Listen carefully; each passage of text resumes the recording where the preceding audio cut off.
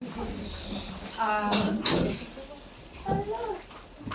Sabi po ng iba, hindi daw dapat i-celebrate ang Christmas. No, tayong mga Kristiyano, hindi daw dapat natin i-celebrate ang Pasko, yun ang sinasabi nila. Kasi isa daw po itong pagan na holiday na parang nakiayon lang ang mga Kristiyano. Pero, hindi po ito pagan na holiday kasi po ito po ay pag-alala sa kapanganakan po ng ating Panginoong Jesucristo. So, hindi po natin alam exactly kung kailan po pinanganak ang Panginoon. Hindi naman po December 25 ang kapanganakan po ng Panginoong Jesucristo. Ang sineselebrate po natin ay isang araw, siya po ay nagkatawang tao. Isang araw, iniwan niya po yung kanyang trono sa langit at nagpakababa, nakagaya po natin, naging tao, at para tayo po ay tubusin sa ating mga kasalanan. Yun pong ating sineselebrate sa araw ng Kapaskuhan. Meron pong isang lumang balita, matagal na po itong news sa Amerika, na kung saan meron pong mag-asawa, at tuwan-tuwa sila dahil biniyayaan po sila ng isang anak. At itong baby na po ito ay magse-celebrate ng kanya pong kaarawan, ng first birthday niya. So, nag-invite po yung mag-asawa ng lahat ng mga kaibigan. In-invite yung mga kaibigan, mga kamag-anak, para mag-celebrate ng kaarawan. Nung araw po na yun, nagdatingan po yung mga bisita, masayang-masaya po, andun ang pagkain, andun ang mga regalo, lahat po ay nagsasaya. And then suddenly po, bigla po nilang hinanap yung bata. Nasaan yung bata? Alam niyo po yung bata? Siya po ay natabunan ng mga maraming coats. Dahil di ba inilalagay yung mga coats sa room, natabunan po yung bata at yung bata po yun ay namatay.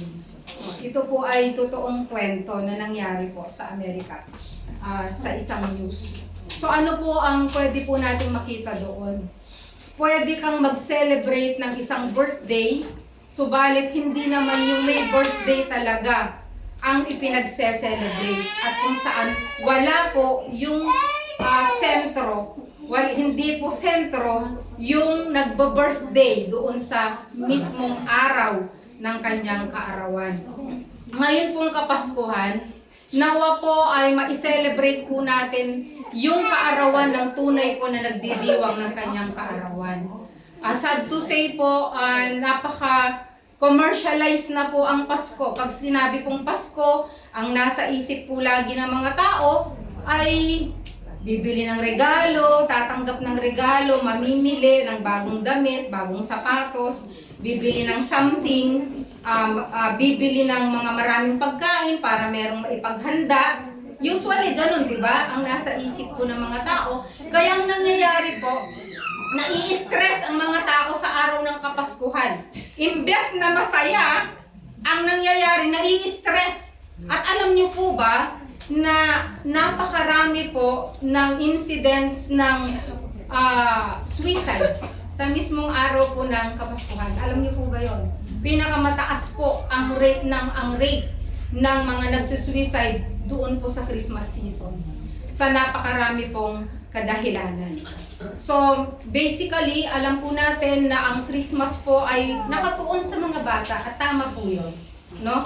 Ang sabi po sa Bible, doon po sa binasa kanina, Isaiah 9 verse 6, "For unto us a child is born, unto us a child is given." Kung papansinin po ninyo, yung salita po doon ay child. Ibinigay po ng ama ang kanya pong anak bilang isang bata.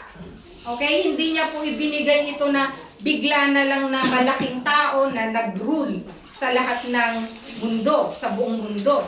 Kundi hinayaan po niya na yung batang yon ay maipanganak sa sinapupunan ng isa pong babae, at siya po ay ipinanganak at siya po ay lumaki.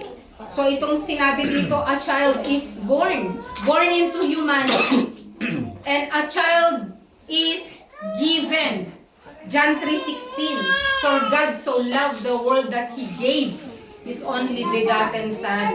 So yung una po, the child was born. At yung pangalawa, the child is given. Sa Matthew chapter 1, verses 18 to 20, sabi dito, now the birth of Jesus Christ was as follows when His mother Mary had been betrothed to Joseph. Before they came together, she was found to be with child by the Holy Spirit. Yung child na yon na sinasabi po dito, ang tinutukoy po dito yung nasa sinakpupunan at isang baby na ipapanganak. And then, sabi po dito, and Joseph, her husband, being a righteous man, and not wanting to disgrace her, planned to send her away secretly. But when he had considered this, behold, an angel of the Lord appeared to him in a dream, saying, Joseph, son of David, do not be afraid to take Mary as your wife, for the child who was been conceived in her is of the Holy Spirit. Again, yung kung salitang child, no, it refers to a baby. Matthew chapter 1 verse 23.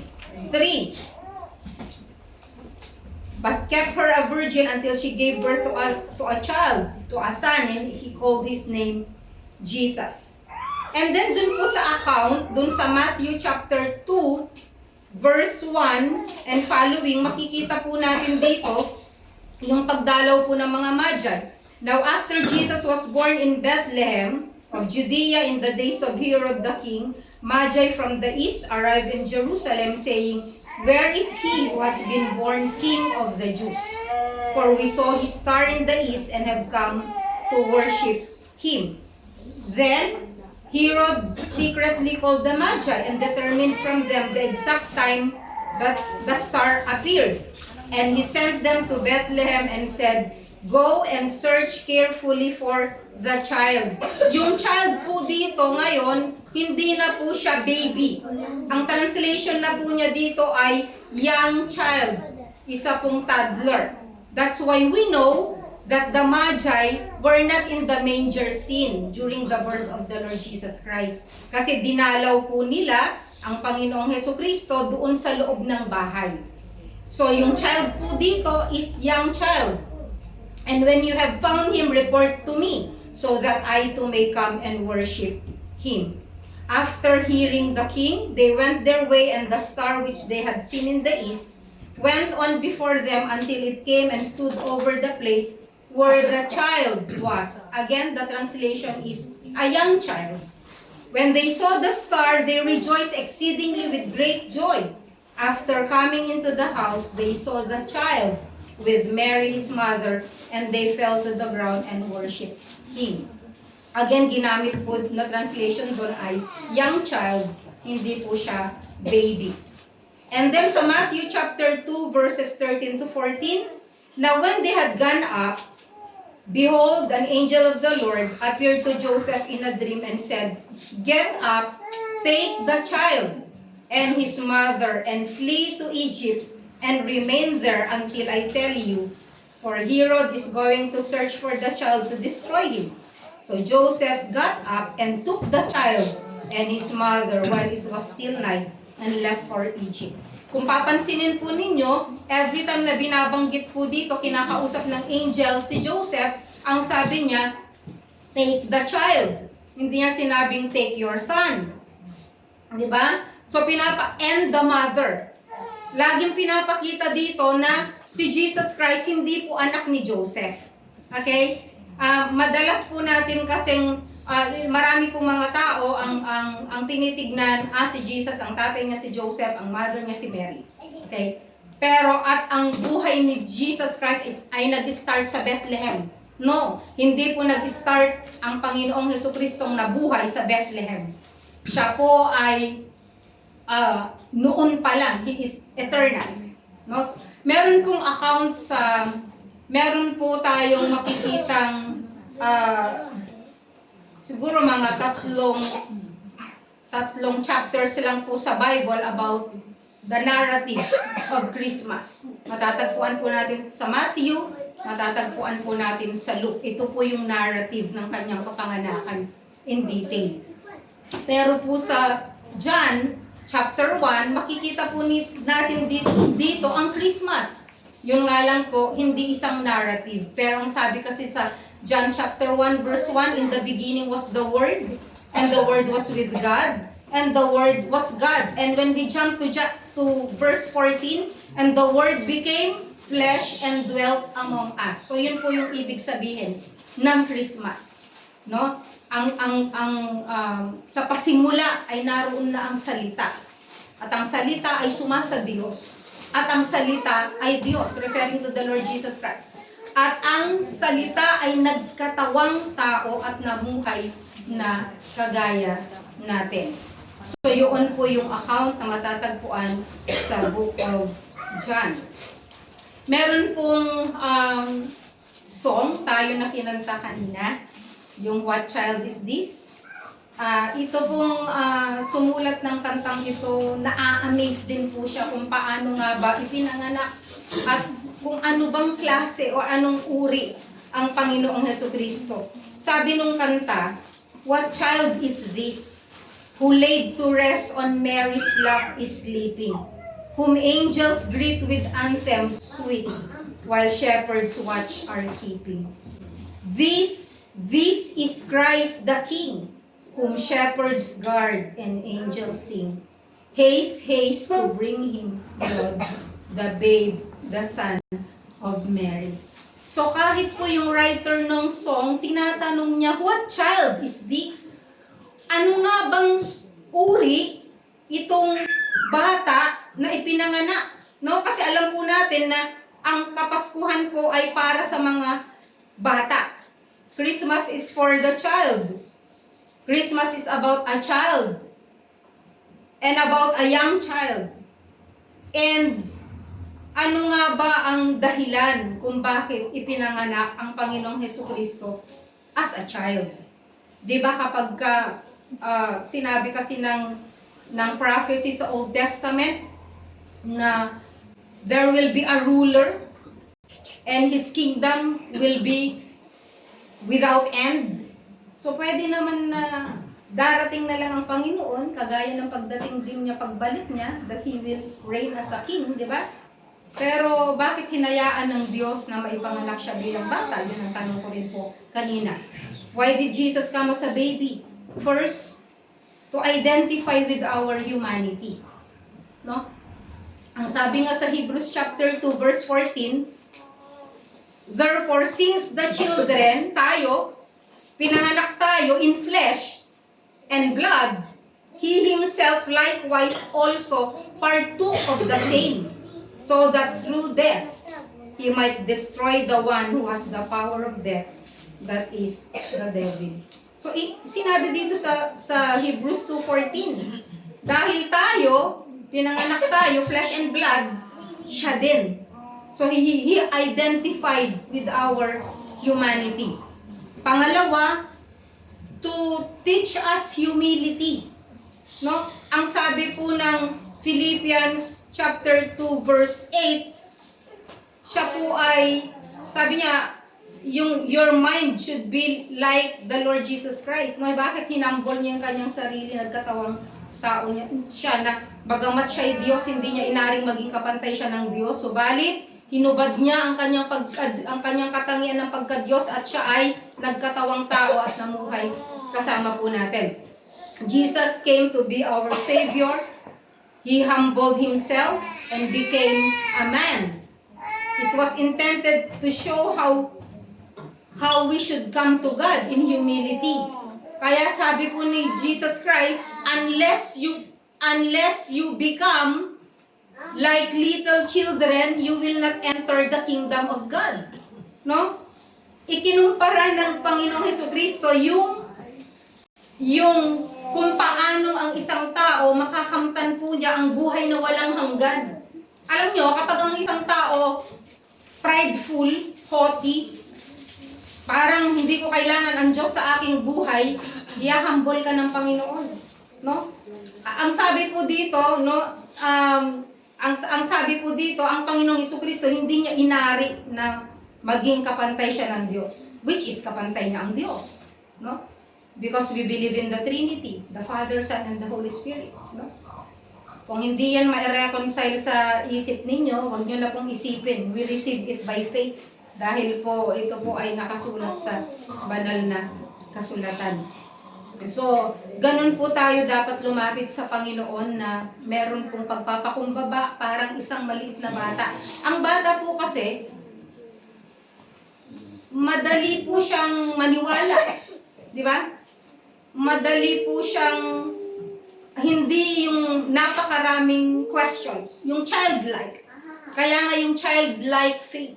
No, God wants us to be childlike. Hindi childish, kundi childlike, no, in our faith. Kaya nga nung tumanggap tayo sa Panginoon, naging parang maliit tayong bata na we entrusted ourselves to the Lord. At tinanggap natin siya bilang Panginoon at tagapagligtas. Tinanggap natin yung kamatayan niya sa krus, yung kanyang suffering sa krus ay isang way para tayo po ay maligtas. So we cannot come into the kingdom of God unless we become little children. Pangalawa, what kind of child was Jesus? No, kanina, why did Jesus come as a baby? Pangalawa, what kind of child was Jesus? Wala po tayong maraming impormasyon sa Bible tungkol po doon sa gap from the birth, no, ng Panginoon hanggang doon sa inalay po siya sa temple. Nung nagpunta po siya sa temple, at saka nung natagpuan po siya ng kanyang parents, nung nawawala siya, okay, imagine, nawala siya, di ba, ng 3 days. And then natagpuan po siya ni Joseph and ni Mary doon po sa temple na nakikipag-discuss sa mga teachers of the law, no? So yun lang po yung makikita po natin. Although sa Apocrypha, sa Apocrypha, meron pong account doon na sinasabi na si Jesus daw ay gumawa ng mga himala. Wala pong account na ganoon. Ano? So, ano pong klase ng bata ang Panginoong Hesukristo? So, bagamat kakaunti po yung ating nalalaman patungkol sa Kanya, may sinasabi po yung atin pong text patungkol po sa Kanya sa Isaiah chapter 9 verse 6. Ito po yung child na ito. What kind of child was Jesus? For a child will be born to us, a son will be given to us, and the government will rest on his shoulders. And his name will be called Wonderful, Counselor, Mighty God, Eternal Father, and Prince of Peace. So una, sinasabi po ng Bible that he was wonderful. Actually, sa original pong translation, sa Hebrew, Pele, hindi po translate ito na wonderful. At hindi rin magkadugtong yung, kasi pinagdudugtong natin yung Wonderful Counselor. Actually, magkahiwalay yon. Wonder, ang translation niya ay wonder. No? It's a noun. Hindi siya wonderful. No, yun po ang translation. Marvel. Wonder. Extraordinary. Hard to understand. Yun ang ibig pong sabihin. So, yun pong ang Panginoong Hesukristo. Anong klaseng bata siya? Mahirap po siyang maunawaan. Mahirap po siyang ma-explain. He is a wonder. Okay? Jesus was the wonder boy, actually. No? Kaya nga tayong mga magulang, as much as possible, wag po natin palakihin yung mga bata o yung mga anak natin na ang kanila pong ina-idolize yung mga Superman, Batman, Spiderman, no? Hindi po maganda eh. Mas maganda po na lalaki po sila at turuan natin ng Jesus is the wonder boy. No? And Jesus is the Superman. No? Dapat po ganun yung atin pong pinapakita at tinuturo po sa kanila para lumaki po sila na nakikita po nila na hindi po totoo yung mga Superman na yan. Hindi po sila super. No? Ang super lang po talaga ay ang Panginoong Hesukristo. He's a wonder. Kasi po walang katulad yung kanyang birth. It was unique. It's unique. Yung pong kanyang kapanganakan ay unique. Wala siyang katulad. No? wala pong kinonseive na kagaya po ng Panginoong Hesukristo. Kahit po sa panahon ngayon, kapag kami babae, sasabihin niya sa kanyang boyfriend, ako'y nagdadalang tao. Kinonseive ako ng Holy Spirit. Maniniwala ka ba doon? Siyempre, hindi. No? Tapos na po yan, pasako na. Ang Panginoon lang po, ang Panginoong Hesukristo lang po ang pwedeng i-conceive. No? So, God was His Father. Yun po ang kaibahan. He was conceived of the Holy Spirit. He was born of a virgin. Pinag-aralan po natin ng mga nakaraan that we respect Mary dahil po siya ay blessed because pinili po siya ng Diyos. And yet, hindi tayo dapat manalangin sa Kanya dahil tao lang po siyang kagaya po natin. You know? At nagkaroon po siya ng mga anak din. Pinalaki din po niya yung kanyang mga anak. At namatay din po siya. At kinakailangan din po niya ng tagapagligtas. So, wala pong kapareho ang Panginoong Hesukristo. Ano pa po? Ang mga angels po ay, yun ang kanyang choir. Nung siya po ay pinanganak. Meron na po bang mga pinanganak na bata na ang choir po niya, ang music po niya, ang music background po niya ay mga angels ang kumakanta? Wala po, di ba? And then, yung Magi, ang naging guide po nila ay yung star. Okay, meron na po ba na nag-guide sa mga tao? Halimbawa, hahanapin nyo saan pinanganak yung anak ng kaibigan ninyo. Meron na bang nag-guide sa inyo ng star papunta doon? Meron, navigatore lang, no? Pero hindi star. Diba? So, walang kapareho po ang Panginoon. Angels fill the sky on night, and then yung mga shepherds po sila ay nagagalak sa pagdating po ng Panginoon. Pangalawa, ang sabi dito, counselor. Of course, alam po natin ang ibig sabihin ng counselor. In Hebrew, yaas. Counselor. Advisor, consultant, one who gives counsels, one who gives purposes, and devises plans. Okay? Marami po tayong mga plano sa buhay. Diba? Sometimes we make our own plans na akala mo mabubuhay ka pa bukas. Hindi naman po masama ang magplano, lalo na for New Year na. We have to plan also for 2026. No? Pero ang masama po sa pagpaplano ay wala po doon sa equation ang Panginoong Jesucristo. Wala siya doon sa ating mga plano. So remember that Jesus Christ is the counselor. Kung kailangan mo ng wisdom, ang sabi po ng James chapter 1 verse 5, humingi lang po sa Panginoon who gives it generously. At kung kailangan nyo po ng direction, you have to ask the Lord kung ano po yung direction. Kung naghahanap kayo ng mapapangasawa, you have to pray for it. Diba? Kasi ang hirap po na pumasok sa pag-aasawa na hindi po nananalangin. Kung na-attract ka lang physically, alam nyo po lahat ng balat natin, one day kukulubot. Diba? Kahit nga yung mga nagbobotox, tignan mo, pag wala ng perang pang-injection sa mukha, hindi na pantay. No? Meron ng isang actress, ang sabi niya, nagsisisi talaga ako, bakit ako nagpa-botox?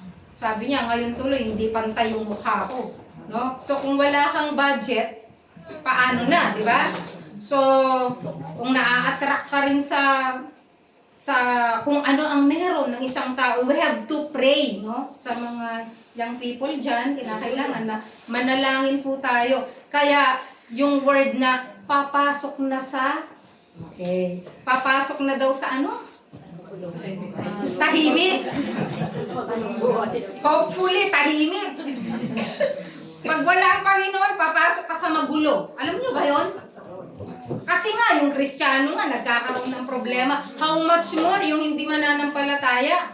Kapag ikaw ay kinasal, expect mo na papasok ka sa magulo, hindi sa tahimik. No? So, kinakailangan po ang counselor, no, sa lahat po ng bagay, sa pagpaplano, sa mga kabataan, kung ano nga ba yung kurso na kukunin sa atin, anong trabaho yung papasukin natin, anong direction ang tatahakin natin. Kung gusto mong lumipat ng ibang bansa, sawa ka na sa Italia, ipag-pray mo sa Panginoon kung anong kalooban niya. Kasi baka mamaya, kalooban mo lang yan. Hindi kalooban ng Panginoon. Baka may plano ang Panginoon pa rin sa buhay mo. So, Counselor. Pangatlo, Mighty God. Isa sa mga pangalan po na binigay ni Isaiah kay Jesus Christ bago siya pinanganak, alam niyo po ba kung ano? El Gibor. El Gibor na ang ibig sabihin, the strong one, the God of strength, the mighty God, a warrior God. Ito po yung nag-e-emphasize sa power po ng Panginoon. He fights for us. He is a warrior. So, alam niyo po, yung mga taong hindi naniniwala na si Jesus Christ ay Diyos, problema pong malaki ito. Ang sabi po ng iba, hindi, pangalan lang niya yan. Eh bakit ipinangalan? And His name shall be called Mighty God. Yun ang pangalan niya. His name shall be called El Gibor. He is the warrior God. No? Hebrew name po yun. Ang ibig sabihin ay Mighty God, Strong One, Warrior God, combining El, alam po natin ito, El, God, and Gibor, meaning strong, valiant hero, champion. It portrays God as powerful, na siya po ang makapangyarihan sa lahat. Wala pong bagay na hindi po niya kaya. No? And pang-apat, ito pa ang isang problema. He was also called Eternal Father. How could be a son become a father at the same time? Paano po nangyari yon? Eternal Father. No? Ibig bang sabihin, talagang iisa sila. Of course, sa Trinity, alam natin, the Father is not the Son is not the Father, the Son is not the Holy Spirit. The Holy Spirit is not the Father. But we believe that they are one. Pero isang pinakita po dito na He will be called the Eternal Father. So the Messiah will be a father to His people eternally. Sa atin po. Just like a father. No? As Davidic king also, He will compassionately care and also discipline His children. Ito po ang tawag sa Kanya, Eternal Father. Bakit eternal? Kasi nga po, wala siyang pasimula, wala siyang wakas. Hindi, kagaya ng sabi ko kanina, His life did not begin in Bethlehem.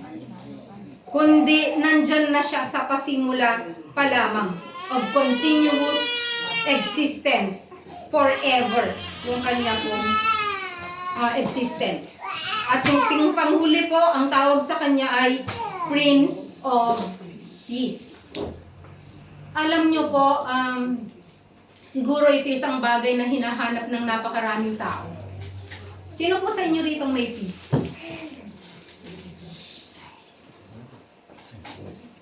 Sino po sa inyong may peace? Amen. Well, alam nyo po, kapag tinanggap nyo ang Panginoon sa buhay niyo, you are like taking a pill of peace. Na nandyan dapat ang kapayapaan sa puso mo. Oo, maraming kaguluhan. Pero ang prinsipe ng kapayapaan po ay nasa atin. Ang kabaligtaran po ng kapayapaan sa panahon na ito, ang kabaligtaran po opposite ng peace ngayon ay anxiety. Di ba? Anxiety.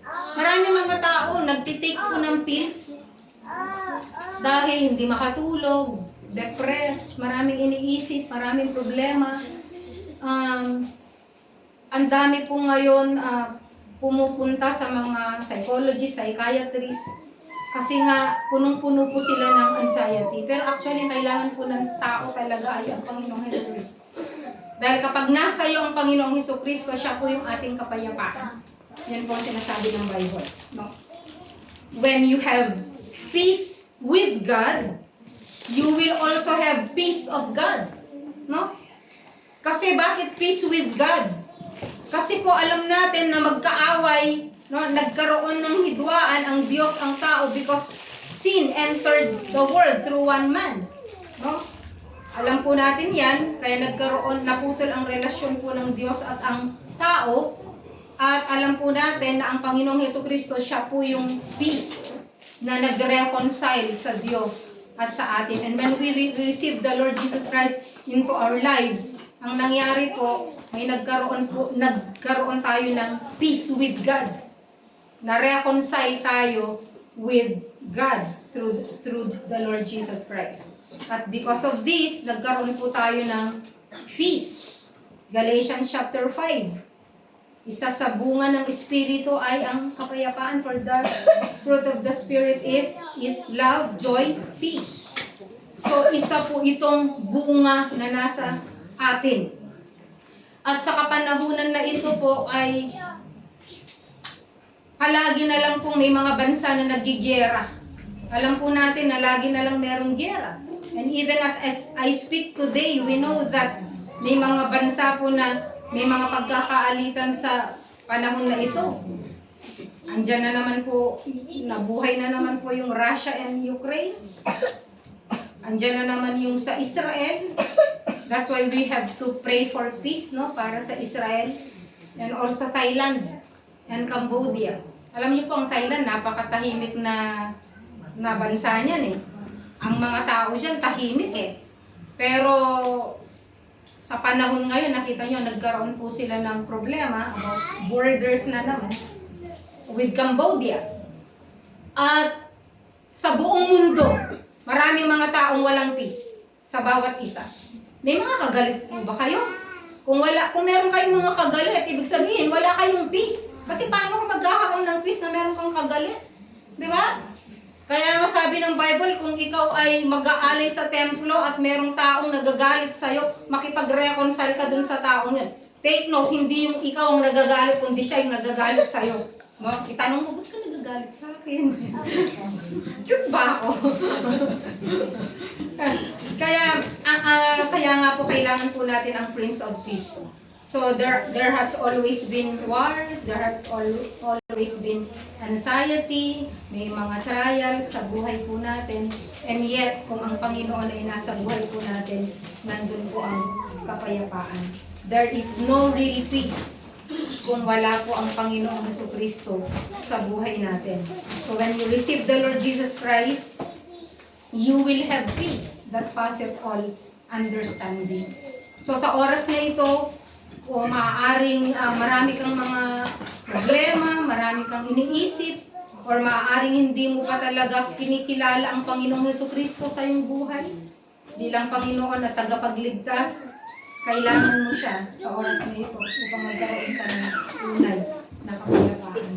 At sa oras na ito, hilingin po natin sa Panginoon na ang season na ito nawa ay maging mapayapa para po sa atin, na ang season na ito bigyan tayo ng Diyos ng kapayapaan ng puso at ng isip, magkaroon po tayo ng contentment sa ating buhay kung ano ang binigay po ng Diyos sa atin, at hilingin din po natin sa Panginoon na pagkalooban po niya tayo ng isang puso na naghahangad na maging peacemaker sa mga tao na meron pong kaguluhan sa mga panahon na ito. So sa oras pong ito, as we meditate on the Word of God, hinihiling ko lang po na ang lahat po ay mag-meditate, hindi po manalangin.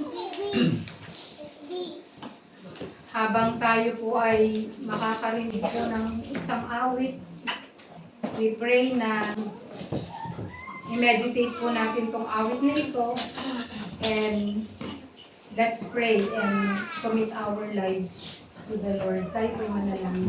Panginoon Diyos na makapangyarihan sa lahat, marami pong salamat sa oras na ito na binigay niyo po sa amin, kaya kami narito ngayon ay dahil po ibinigay niyo ang inyong bugtong na anak upang magkatawang tao, hindi kagaya po namin.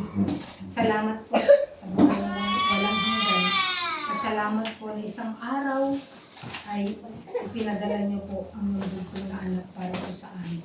Ito po aming samot dalangin sa pangalan ni Jesus. Amen. I want everyone to bow down our heads.